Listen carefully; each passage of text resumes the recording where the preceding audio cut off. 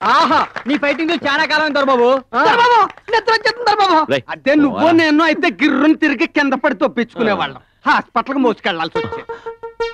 రే hospital అంటే నాకు గుర్తుకొచ్చింది. నేను ఇప్పుడు అర్జెంట్గా హాస్పిటల్కి వెళ్ళాలి. ఎందుకు బాబా? కళ్ళు తిరిగి పడినందుకు. ఎక్కడ పడిపోయా బాబా? ఇప్పుడు పడుతున్నాగా. దొరబాబు పడిపోయాడు. దొరబాబు అర్జెంట్ గా పట్నం హాస్పిటల్ తీసుకెళ్దాం పదండ్రా.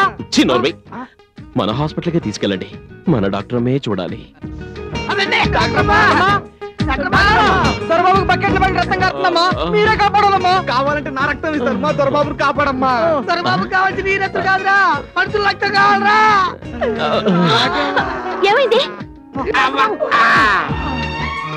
అమ్మా పరిస్థితి చాలా తీవ్రంగా ఉంది. తలకి దెబ్బ తగిలిందమ్మా. కిడ్నీ ఆపరేషన్ చేస్తే బాగుంటుందేమో ఆలోచించండి. ఇక్కడ దెబ్బ తగిలితే అక్కడ ఆపరేషనా? ఏమన్నమ్మా ఎక్కడో చడి చేయండి అమ్మా. అసలు దెబ్బలు ఎలా తగిలాయి? మీ నాన్న మెడికల్ షాప్ అని పెట్టి లోపల బ్రాందీ అమ్ముతున్నాడమ్మా. అది చూసిన దొరబాబు రెచ్చిపోయి వాళ్ళని చిత్త కొట్టేశాడమ్మా.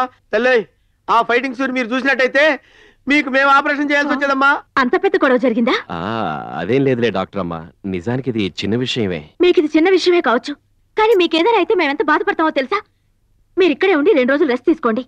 అమ్మా మమ్మల్ని కూడా ఉండమంటావా? అక్కర్లేదు, మీరు వెళ్ళండి. ఆ వెళ్ళండి. అలాగే